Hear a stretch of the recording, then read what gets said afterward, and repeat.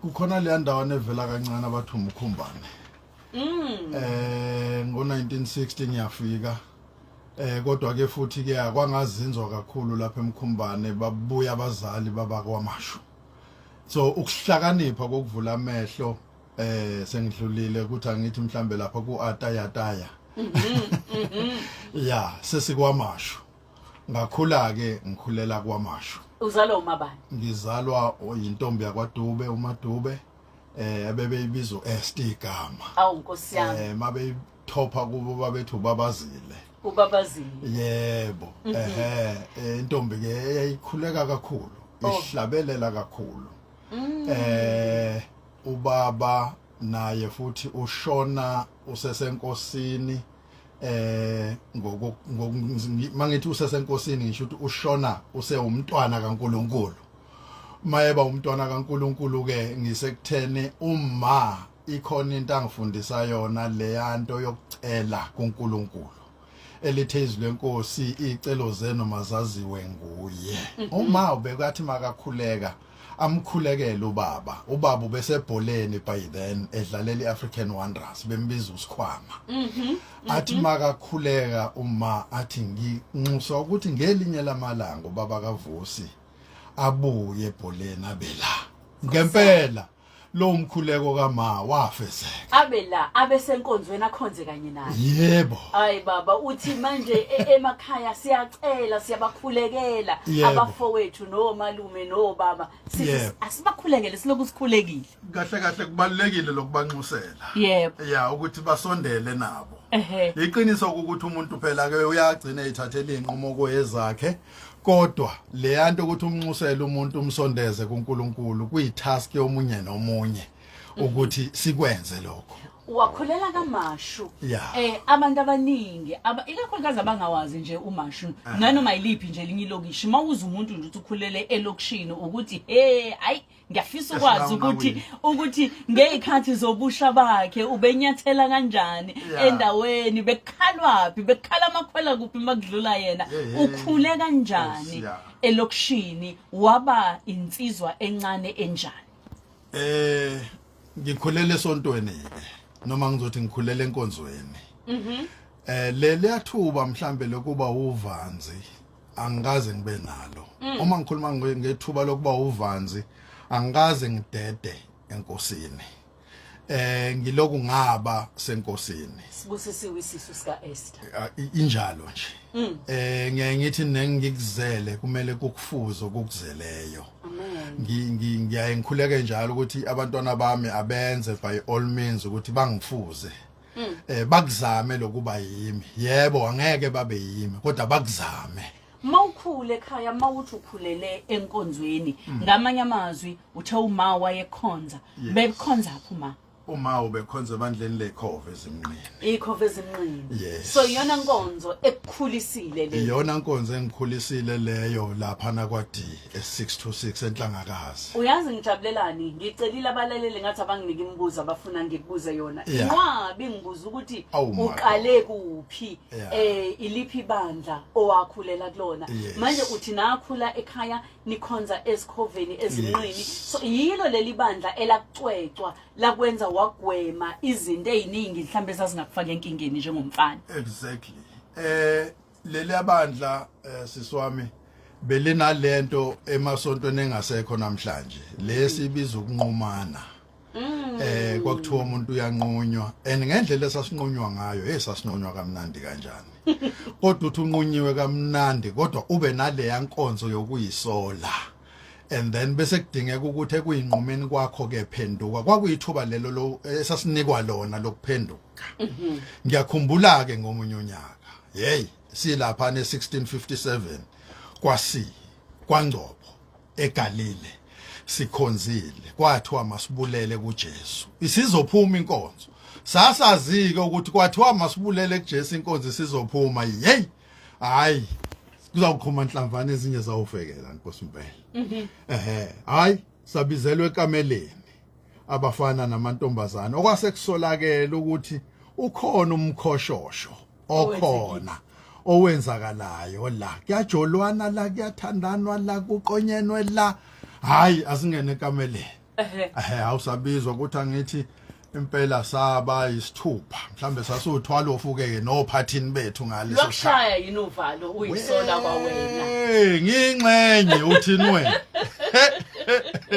ngingxenye ngilapho kuleso sipatolo leso hayi ke kwathiwa ke lalelani angithi wena vusa uqomene nobani wena uqomene nobani wena uqomene niyawazi umthetho wesonto ukuthi uthini hayi ke saphefumulela phezulu sesibuka inkonzo sizophuma hayi kwathiwa amajazi phansi yebo niyanqunywa nanje siyanqunywa manje yebo senibanjiwe ukuthi nabafana bala enkonzweni kodwa nina senino baby la yebo sibanjiwe ukuthi siyajolana la esontweni sakhunyulwa ke evathu besithi masikhunyulwe evathu ke zisale kule ndawo abathi kuyi altar eladini zisale lapho then uphumeke usuhamba ngeskipa sakho noma ngeshirt lakho nangebhlukwe lakho elimhlophe kodwa ijazi selisele hayi ke kwakuyinto enjalo ke nje uyoyisola manje lo yamzuzu esinikezwa wona ngiyawuthanda lo yamzuzu noma khona manje awusekho sekuyikampunzi edlemini sesiyazenzela uma ithanda sekuyikamagida sibhekane kodwa lo yamzuzu kwakuwumzuzu okuyisola wawuthi ke noma unikezwe isigwebo ke sisizanele kuthiwe enkonzweni nenkonzo avail yourself make it a point ukuthi ukhona lobukhona babukuxegisela isigwebo ukuthi kuthiwa hawu shem uyasonta kodwa uyeze enkonzweni hayi asimphuleleni njengoba simnikeza u3 months hayi nibona kanjani nkosami ngoba ukukhona njalo sasiphulela isigwebo kanjalo kwensiza lokhu nabafana ngoba phela amaphutha ayenzeka einganeni ingane nje intombazana nomfana ngisho ngabe kuthiwa sebekhona la kuyenzeka bashelele nje khona lana ngenxa yokukhula yebo kwasiza lokho ngoba phela ngale nkathi sesibanjwa kwaba inalento ethi athi kujolwana nje akunayo ifiso akunayo inqumo akunayo imiso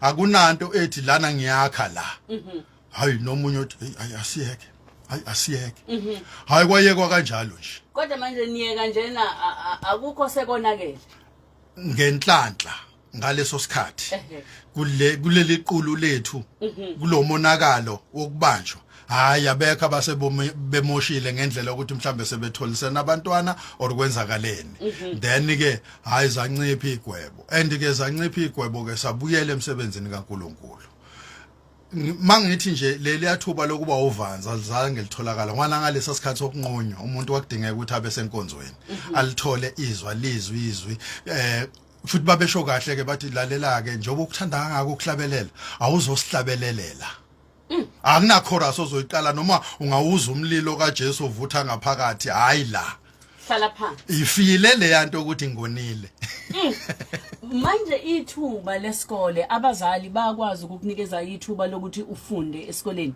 banginikeza ithuba lokuthi ngifunde esikoleni abazali ngafunda esikoleni kwaze kwafika kulesi sikhathi ke sokuthi ke ngigange sengigangile ke bathi abazali asinawo amandla okuqhubeka nawe ukange wenzeni hey wena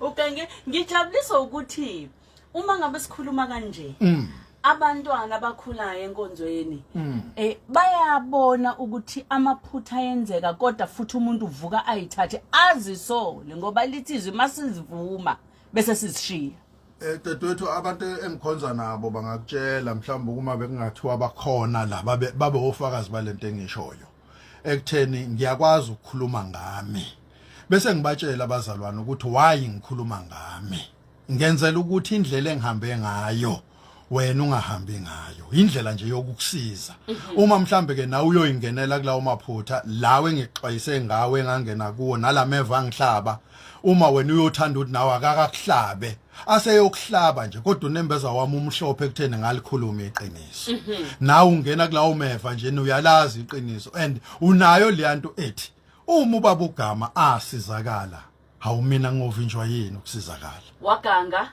abazali bathi asiseze ukuqhubeka esikoleni kodwa ngisafuna ukwazi ukuthi wawugange wenzani ngaganga abafana phela into abaganga ngazo utshwala ukubhema abanye bayantshontsha ukuqonywa ukukhulelisa yebo nazi izinto nje senqonyiwe ke mina ke ngakhulelisa awu ungakanani ngaleso sikhathi we ngangakanani nje Nkosi yami noma ufunda standard ba ngangu standard 8 awu standard 8 yebo bathi abazali asisaqhubeka esikoleni bathi abazali uyabona ke nje obusudale lo monakalo ongaka ke wokukhulelisa ke hayi ziboneleke mfowethu washo njalo baba wathi sibonele ukuthi uphuma kanjani kwabiza ukuthi ke ngihambe ngiyosebenza angimenzanga ngo9 angimenzanga ngo10 kwabiza ukuthi mangiqeda ngo8 hayi ke ngashaya isishwaphana sami ke ngayofuna umsebenzi ukuthi ngikwazi ukubhekana nesimo esengibhekene naso vele ngoba vele sesibiza lokho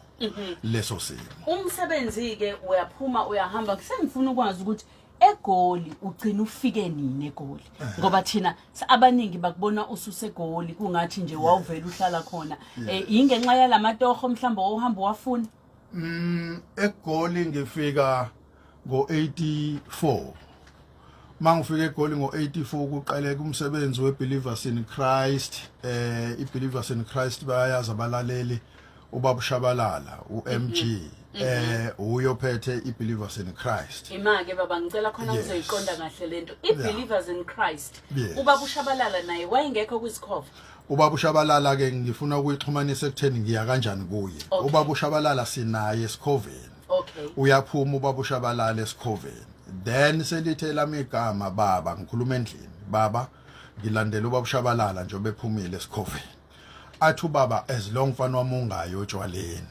usaya nje enkosini futhi ke mawulandela indoda njengoba ubabushabalala ngiyamazi ubabushabalala ke futhi umfowethu hayi ke ngiya kanjalo ke egoli igoli nje makuthiwa goli ngalazi ngoshabalala ngafikele ePhimville sahlala nobabushabalala angithatheke ubabushabalala abesethu babushabalala na umsebenzi usuqaliwe la weBelievers in Christ then angizohamba nabaholi abangaqeqeshiwe hamba kuye eBible College ngaye eBible College Full Gospel Bible College lapha eWhite City ngafunda khona ngaqeqeshwa khona iminyaka emithathu then ukuba kwami segoli ke ukuba nje kwami segoli uqala kanjalo nokuthi ke impilo uyiziphinde futhi iqaleke engazathi ke manje ngiyaphuma ngiyaqeda eBible College ngiqala ukwakha ikhaya ngiba nomuzi ngiba nonkosikazi iyaqhubeka impilo iyahamba yaphambili sibambe lapho baba ukuze sithi mangabe sesibuya sidlulise lapha sithengise ngifuna abalaleli njengoba kade beshaya bengithumelela nje imibuzo ku Facebook manje banethuba lokuthumela ama voice note bayikhulumele bukhoma nawe 071 613 613 uhambo lolu ukhozo olumaphiko lolu hlala nami nginguzanele wakambokazi kanti ngihlelelana nobaba umfundisi uvusigama we Trust in Christ kuze kuba manje u1994 kushuthi iminyaka le emingaki manje u19 29 29 khona manje sikhuluma lolo limi lokuthi siya celebrate next year iminyaka ewu30 sikulawo malungiselelo nje usimakade lokho ehamba nathi uma ngabeke usuphuma umshiya ubaba uShabalala eBelievers in Christ yini le uNkulunkulu ayeyikhulumile nawe ocabanga ukuthi yiyo le eyenza ukuthi ukwazi ukuhamba eminyaka eminingi kangaka usamile noNkulunkulu nalombono ekunikeze wona ngeTrust in Christ wabuza umbuzo onzima ke kodwa engifuna ukuphendula ngokukholwa ukukholwa kwami kusekutheni angizange ngiliphuphi ibandla mina cha kodwa konke okwenzeka nokwangihlukanisa nobabushabalala ngakholelwa ekutheni uNkulunkulu usebenzisa ubabushabalala njengesihlahla njengalesi yasihlahla esabiza noma okwabizelwa kuso uMoses uma esondela uMoses esihlahleni kwaphuma izwi esihlahleni lathi akakhumule kwaphuma izwi esihlahleni elisho ukuthi kunendima okumele ukuthi uyihambe same thing applies to me uma ngehlukana nobabushabalala ubabushabalala siyahlukana manje nayi insimu lema hamba nanku umsebenzi ngathatha ukuthi ke ayi ufanele lo msebenzi ukuthi ngi-apply ingqondo yami yonke nenhliziyo yami yonke kuwo ekutheni ngisebenze lokhu uNkulunkulu asengihlelela kona manje. Then ke kwaba kanjalo ke ngihamba kanjalo nesiqalo somsebenzi we-Trust in Christ kuze kube today umsebenzi lokhu uhambile. And ke ngeke ngibatshela abazalwane ekutheni i-foundation nengabatshela kona nangamhla siqala ngathi lana i-foundation nesisekelo njengoba igama lisho Trust in Christ asizothembela kokunye sizothemba kuye. Nje isiqubulo sethu sisho njalo sithi siyethemba kuye asinale elinye ithemba noma ungawafika uwathwele ngosakazana amathemba sifika lana bese sithi ke nali ithemba elinguye izolo namuhla naphakade. Uthi kumina baba incwadi oyithandayo neyisekelo uMateyu 5. Yebo ma. Uthi uMateyu 5 angithi unaleya ndawana ethi siwumuzo wakhiwe phekwentaba. Ibe naleya ndawana ethi siwukukhanya. Kube naleya ndawana ethi siwusawoti. Umusawoti udumele ulahlelwa ngaphandle. Esibana sokhelo sifakwe ngaphansi kwetafula. Umuzi siwumuzo wakhiwe phekwentaba makhanya ukukhanya kwethu phambi kwabantu. Then ke lawo mavesi lawo lapha kimi akha into ethi at all times uma lithi igama ngengumntwana kaNkuluNkulu angiyilwele leyanto yokuziveza ngithembekile, angiyilwele leyanto yokuba isibonelo, angiyilwele leyanto yokunqoba okubi ngokuhle. Yes. Ngikuzwa kahle. Ibandla njengoba laqala ngaloya nyaka selikhule lahamba lafika phi manje mangake ama branch enginawo ukuthi angithi awu52 mangaphosisi lapha ekubaleni kwami ngingazi nomshukela wami uright. Yeah. Awu 52 ngiyababona abalaleli bethi bebabaza amandla kaNkuluNkulu futhi ke engikwaziyo ukuthi awekho la eningizimu Afrika kuphela. Yes, eSwazini sikhona. Yeah, eSwazini nje iSwaziland iyodwa sina 14 ama branch. Swaziland nje iyodwa. Wow. 4 branches. Ebotswana sina 1. Yes, and then Eastern Cape sina 1. And then la ngaphakathi ayinqwaba nakhona. Yebo. Baba ukusebenza ube umholi uhole ibandla elikhulu kangaka elinama branch amaningi kangaka iminyaka engu29 akuyona into elula akuyona into ongayenza wedwa. Isandla sikaNkuluNkulu singekho phezukwakho. Kuhlala kube nezinselelo siyayisibona emabandleni liyaqhekeka ibandla siyayisibona ebandleni kukhala kuthiwa hawu umfundisi ubani obenika umsebenzi usebaleke nabazalwane wayivulelo kwakhe siyayisibona into enjalo. Yiziphi izinto ozibonile kulolu hambo lakho izinselelo oyibonile kulolu hambo lakho mhlambe engasiza omunye umfundisi obamba ikhanda njengamanje ozibone edlula kwizimo ezinjalo? Inselelo nje egqamile nengazathi namandla eyokuhlukana kwami nomngami. Leyo nselelo ke yona ebenamandla kakhulu. Divorce ma. Divorce, yes. And then leyo nselelo ke ingenzile ukuthi ngimbuke uNkulunkulu ukuthi unguNkulunkulu onjani. And then ke wahamba nami kimi nje kwayibukela la amadoda aphoswe esithandweni somlilo. And then my process tandeni somlilo kwabonakala engesemathathu kodwa sekuneyesine phakathi. Kodwa ke baba uma ngabe udlula njengomholi yes. Entweni njenge divorce kuye kube khona abantu asikhulile ngokufana. Exactly. Ababuka ukuthi awu umbishop wonke naye uya divorce thina sisazokhonzani sisazomlandelelana abafana abantu kukhona yini okunjalo futhi wama kanjani ekutheni uqhubekele phambili khona obhalile la angisele sengiwahlanganisa nje obhalile lana uthi uthoko ndiyaza eDandi ubhale ku Facebook uthi yini eyenza ungawe endleleni futhi ungagcini usuduma kabi ngoba kade ngibheka angitholi lutho libhalwa ngawe kusho kanjalo uthoko ndiyaza waseDani. Yes, ngicabanga ukuthi okwenza ukuthi kungatholwa okubhala ngami number 1 nje ngumuntu olisaba ihlazo ngokokuzalwa nje kwi character yami nje ihlazo ngiyalisaba kuyizimo engazathi zizongiveza kabi ngiyadeda kuzo nje mhlawumbe ngingakhothela nje into yokungaphuza utshwala yokungabheki ugwayi izinto lezi ezivama ukugqama ngifuna ukukhuluma ngalento yamaqomana majolana nje angifuni le yanto ezongiveza kahle umuntu nje olisabayo ihlazo then uma zingehlela izimo that is why ngeke ngathi masiqala ngathi angiyisabi le yanto yokukhuluma ngami ngoba ngenzela ukuthi nomunye akhona ukusizakala akhona ukudlula abe eseba nalesithombe sithi ke uma ugama ekhonela ukudlula kusho ukuthi nami ngizodlula okungenza ukuthi mhlambe ngingazathi ngiyazi overcome izimo angivumi ukunqotshwa ngivuma ukunqoba uma ngithi angivumi ke ukunqotshwa ngisekuthena angisivumeli isimo singiqeda amandla isizathu ngiyamaza uNkulunkulu engimkhonzayo and uNkulunkulu engimkhonzayo uthe kimi gama angizukukushiya wathi kimi gama angizukukuyekelela wathi kimi gama incwadi yomthetho ayingasuki olimeni lwakho wathi gama incwadi yomthetho zindla ngayo imini nobusuku ilezo zinto engazathi ziyangisustain ke zingenza ngime ngibambelele ngishayeke ngingabonakala ukuthi ngathi ngishayekile ngiyazibuka lezi zinto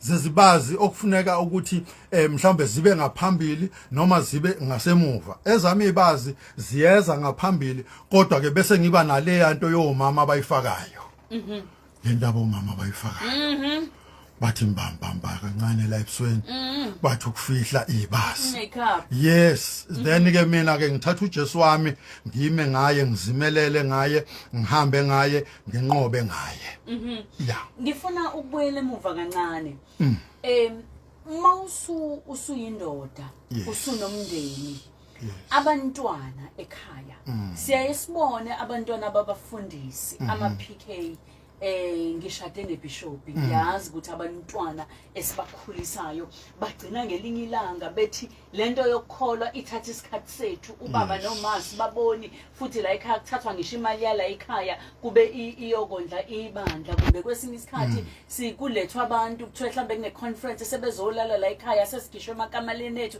izinto ezincane kodwa ezigcina zinkulu einganeni zigcina zithi yamhluphekisa ubaba lento angisayithandi lento wenze kanjani ukuthi abantwana uyifake lento yokuthi makukholwa la ekhaya sikholwa sonke akaphumi endleleni noma ke phela mesebebadala bayithathela inqubo zabo kodwa imbewu okwazi ukuyitshala kubantwana lingisizile leliyalizwe lithi ikhulisa umntwana ngendlela kuyakuba ngeyakhe nekuya ukuthi lapha esekhulile angasuki kuyo sazothi ke isizulu ke lugotshwa lisemanzi kungisizile kakhulu lokho ekutheni ngikhulumile nabantwana bami ekuzalweni kwabo ekukhuleni kwabo bekhula vele sisesontweni siphakathi esontweni noma singaze sihlukane ngasithatha lesiyasifundiso sika baba mangiphuma esikhoveni ngilandela ubabushabalala athi ubaba as long usesenkosini as long usesesontweni anginankinga so ke ngayithatha lonto ngaphila ngayo ngakhula ngayo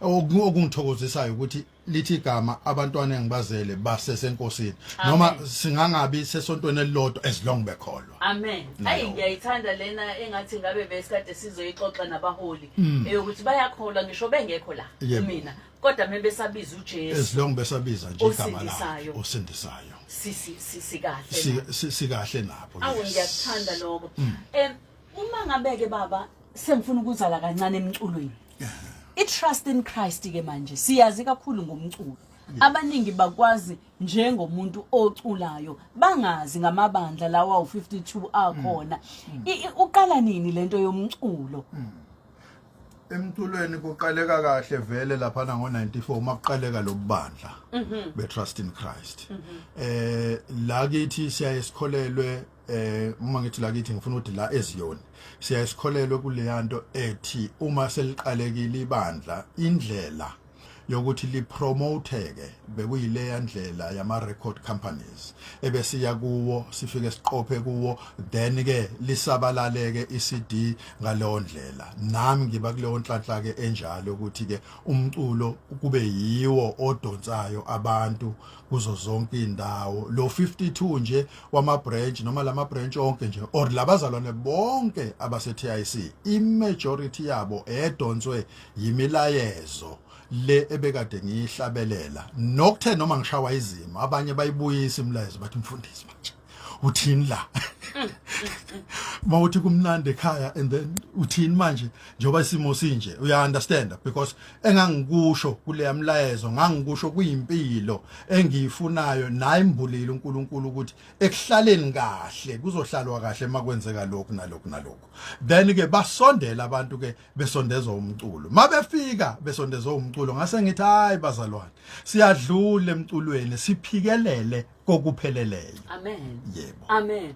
Umculo baba ngoba nawo sesisithi isikhathi ngabe mhlambe ngoba sisakhuluma ngesikhathi sama CD bese nikhiphe kangaki? Lesikhathi sama CD kumanje ukuthi angithi ama CD we trust awu 23. Yo. 23. Awu 23. Awe trust yes awu 23.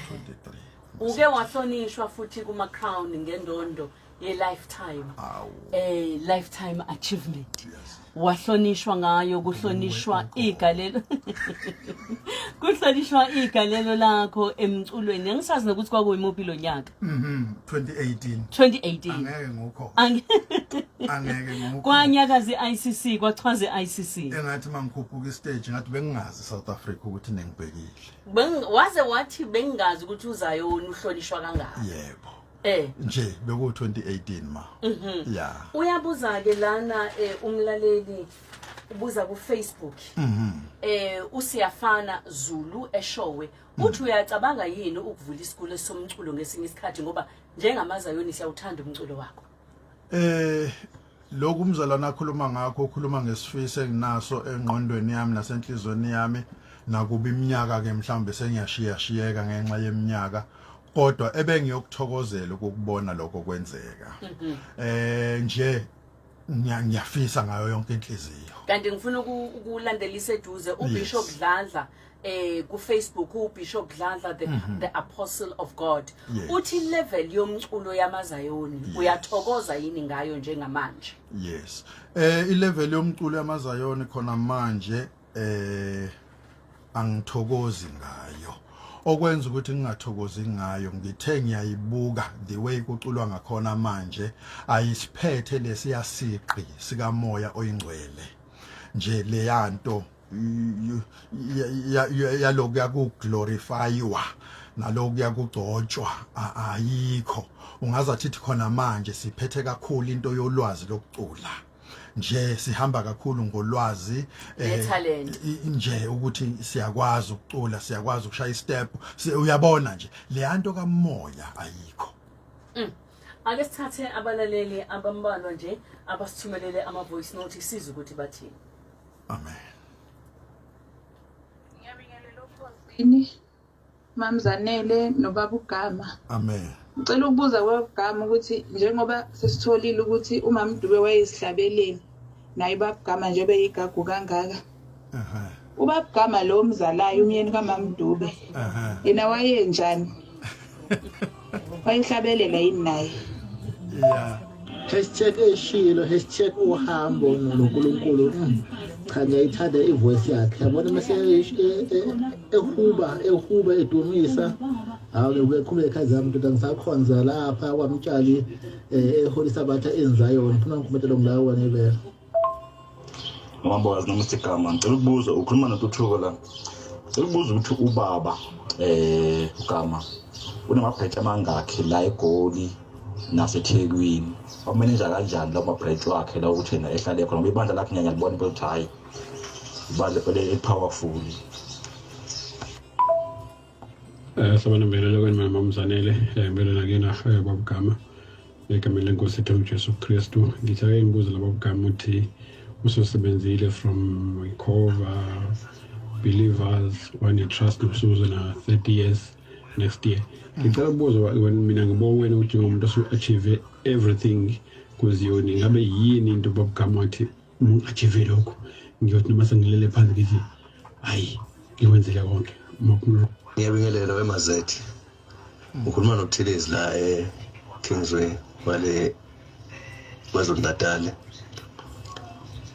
empabeni esigodini sasehashini ngicela ukubingelela lapho kuba uGama Angithi ngiyabonga kakhulu, ngiyambongela kakhulu ngohambo lakhe selihambile kezwakala.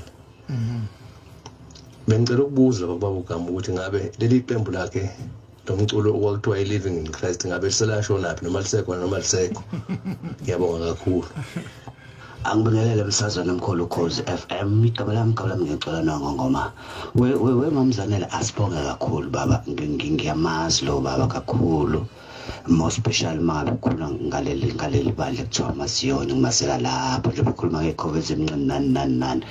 Kwazi kwangithokozisa ukwazi umlando wakhe nje sathi ngikwamashu nami ngokuhlala siyajabula kakhulu mawusithethela amachawa afana lawa sike sizwe nge-background awo singaze sizwe ngabantu ngoba naku sebeshonile sebengasekho emhlabeni ukuthi cha ubaba uLokhuzana uGama bewumuntu kanje asike sizwe nje saphila. Ngiyabonga kakhulu wemamzanele uXolani Konkoma lo ngisesiyane emakepisi.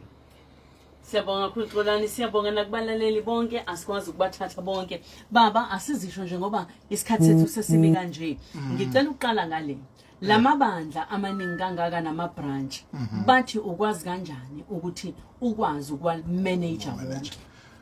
Ukuphendula lo mbuzo ngiyawahambela lama branch. Nje kuyikhalenda yethu yobubandla kuba nale nto ukuthi siyahlela ukuthi mhlambe ngokwama province ngizoba seGauteng ngeSunday yange-6 ngiseGauteng, and then nge-6 September ngiyobe ngise-Highveld. So uma ngiya kwi-province wonke ama-branch we-province abalapho, angihambele ama-individual kodwa siyawahlanganisa wonke sibe ndawonye, sikhonze ndawonye, sidle ndawonye, kuya ngendlela si-programe ngakhona i-visit ne-visit. Ngamanye amazwi kunohlelo le-management ne-system yokuthi la ekhaya inqubo yala ekhaya ihamba kanje eyenza kube lula ukuthinta bonke abazalwane bangakhali ngokuthi umholi asimboni. Akasihambeli. I-Living in Christ nami ngiyayikhumbula. I-Living in Christ ikhona, iyaphila, iya-exista. Last year nje sasi-performa nje last year manje ngoDecember besiperforma eButswana. Angithi khona manje i-Living in Christ size saba kwisigaba sokuthi njengalokho sesigogile nje sase sithi Living in Christ Legends. So ke i-album yethu nje esigcine ngayo kuyenza beyadi ithi inkosi namandla. Ngisekutheni nje ukuphendula umbuzo, i-Living in Christ sesekhona, sisafuna nje namanje ukubuyela futhi e-studio siyosebenza. Yes. uNkulunkulu ukathi menikeza umholi bese mnikeza umsizi ozomsiza ngoba awukwazi ukwenza konke. Njengoba nje umholi iziningi izinto ezikunethayo usuku nosuku singangazikhuluma zonke kodwa zikhona enizaziyo. Ukakunikeze umholi kubaluleke kangakanani baba ukuthi uthole umholi ozokusiza kakhulukazi ke njengomholi wesilisa, uthole umama ozokwazi ukuthi angene kubizo lwakho akusize abe yi-support system? Lokho kubaluleke kakhulu, kuyawenza umsebenzi ubelula. Lokho kubaluleke kakhulu, kuyawenza umsebenzi ubelula. Kumanje njengoba ngishayekile izimo ze-divorce, uNkulunkulu wangisiza ngaba nale nto ethi phambi kwabazalwana angizohamba ngiyumholo ongenankosikazi. Baye basheshe babaleka abazalwana ukuthi le ndoda engene emzini yethu ihamba yodwa uthi siphephile nje. So ke ngasizwa nami uNkulunkulu ke ekutheni kuleso simo uNkulunkulu ungidlulisile ngathola umsizi oveleke wenza le nto nina enifundile nithi i-buy-in. Le nto ka-buy-in ke wavele wangena waphelela obizweni engibizwe kulo nengibizelwe kulo, wama esikhaleni wawubamba lo msebenzi engusebenzayo, wathi la owakhona ngiwakhona, la uvuka khona ngivuka khona, la unyuka khona ngizawunyuka nawe. So nje yanjalo le ndaba ke. Yes. So nje kubalulekile kakhulu ukuthola umsizi onjengawe, umsizi ozokusiza nozokulekelela ngoba thina inceke ivamile ukusilimaza le yanto yokuvela njalo esontweni sinobuso obumamathekayo nongazathi mhlawumbe izinto azikho zikhona.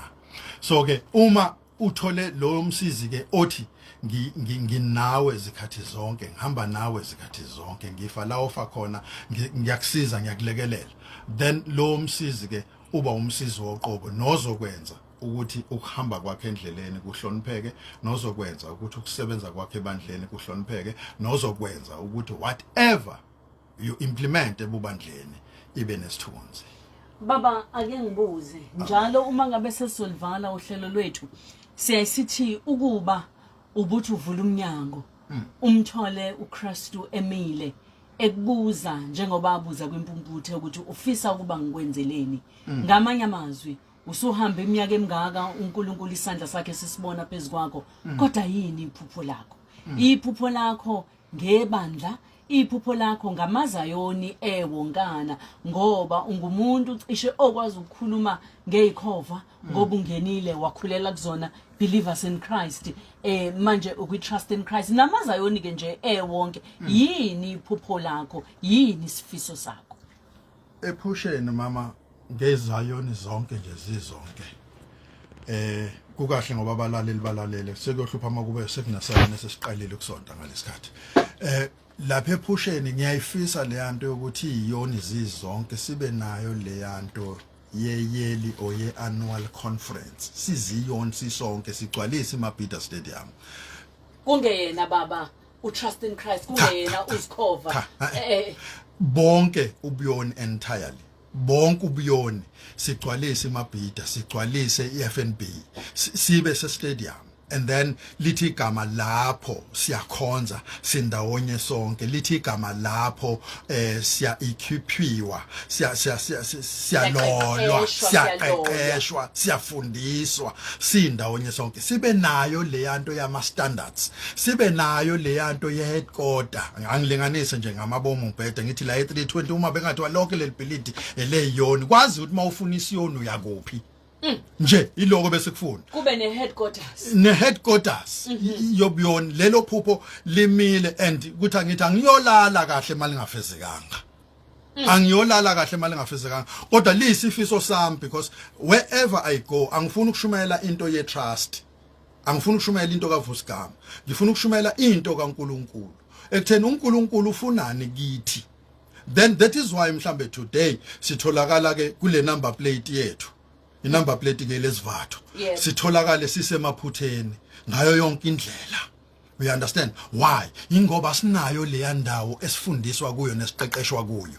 Abanye bethu singabaholi ke sesikhona siyasaba nalento okukhuluma iqiniso. Inkinga yami nginendaba nenamba ukuthi lo 100 wabantu ongilandelayo, kanti ngabe ngithenga iqiniso kungathengisi ngalo, ngiyeke inamba ngikhulume nje uJesu ophilayo, abantu basindiswe bafinyelele ekulazeni eqiniso. So uma singenzeka leso sifiso sami, hayi ke impela kuthi angithi akekho ongayi kusihlonipha isayoni, akekho ongayi kusihlonipha isayoni. Ubaba uGama yena ke ne trust in Christ, njengoba ngonyaka ozayo nigubha iminyaka e30 ibandla labakhona, kusakhona yena okunye kuyiphupho ngebandla.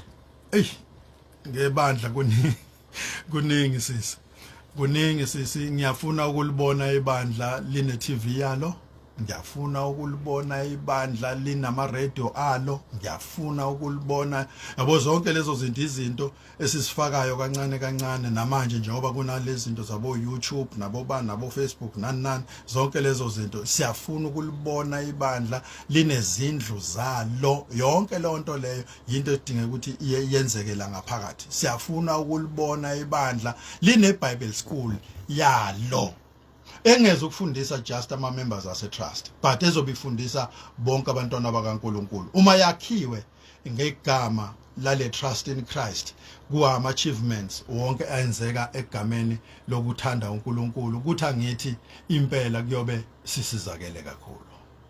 Kuyoba amaphupho akho asefezekile, yobe impela sisizakele kakhulu. Umyalezo baba kubaholi bamabandla ikakhulukazi kusayoni njengamanje ongawudlulisa nje nabaholi abasebasha abasekhona enkonzweni, kakhulukazi ngalezi insuku zo Facebook la abantu bedideke khona, umyalezo wakho uthini? Umlezo wami uthi nasiphi na isimo siyamlalela. Ya, nasiphi isimo siyamlalela. Ngiyafuna nje ukusho ukuthi